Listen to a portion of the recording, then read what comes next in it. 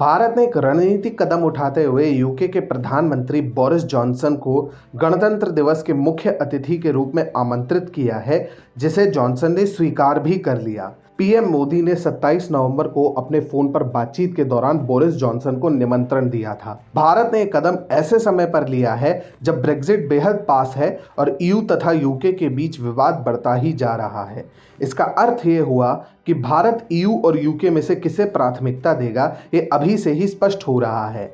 ऐसा लगता है कि भारत अब यूके के लिए और यूके भारत के लिए खड़ा है और ईयू को दोनों ही रिजेक्ट कर चुके हैं।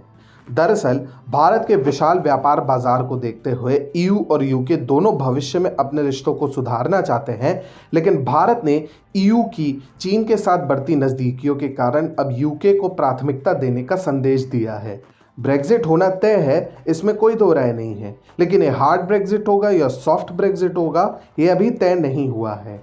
परंतु जैसा विवाद ईयू और ब्रिटेन के बीच चल रहा है, उससे सॉफ्ट ब्रेक्जिट होना मुश्किल लगता है। ब्रिटेन और यूरोपीय संघ ने कहा है कि ब्रेक्जिट के बाद के ट्रेड डील पर गंभीर मतभेद बने हुए हैं।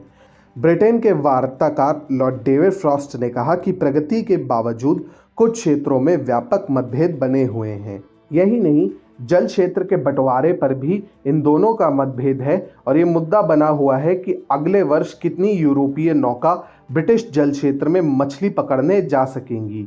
साथ ही भविष्यों के मतभेदों पर निपटारे के एक तंत्र की आवश्यकता पर भी मामला अटका हुआ है। हार्ड ब्रेक्जिट का अर्थ ये हुआ कि ऐसा ब्रेक्जिट जिसमें यूके ईयू की सिंगल मार्केट की सदस्यता छोड़ देगा और अपने कानून बनाएगा और इमिग्रेशन पर पूर्ण नियंत्रण प्राप्त कर लेगा।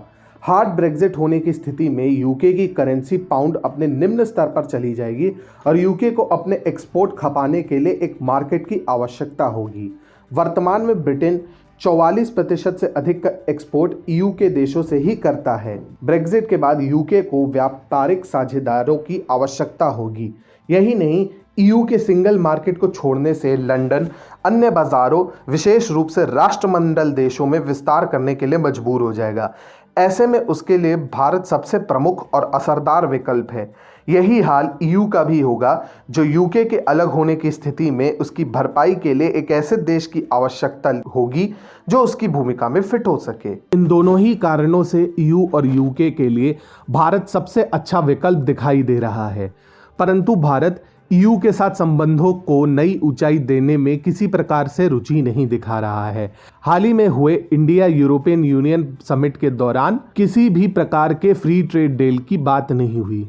एक फ्री ट्रेड डील तो भारत और यूरोपीय संघ के बीच 2007 से लंबित है। इस बार के वर्चुअल शिखर सम्मेलन के बाद भी इस मुक्त व्यापार समझौते के लिए कोई आधिकारिक समय सीमा घोषित नहीं की गई थी। स्पष्ट है कि भारत ईयू के साथ व्यापार सीमित ही रखना चाहता है। इसके भी 3 कारण हैं। पहला, ईयू का चीन के साथ गहरा व्यापार संबंध। दूसरा, ईयू के डिफैक्टो लीडर एंजेला मर्केल का लगातार चीन को समर्थन देना। और तीसरा, 17+1 के माध्यम से ईयू में चीन का बढ़ता प्रभाव।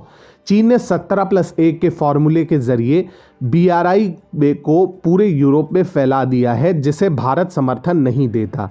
कुल मिलाकर देखा जाए तो एक तरफ ईयू के साथ व्यापार संबंधों को और अधिक बढ़ाने में रुचि ना दिखाना और दूसरी तरफ यूके के साथ संबंधों को लगातार बढ़ाने के साथ साथ वहां के प्रधानमंत्री को अपने राष्ट्रीय अतिथि के रूप में बुलाना दिखाता है कि भारत और यूके दोनों ही देश ईयू को नकार कर आपसी सहयोग को बढ़ाना चाहते हैं।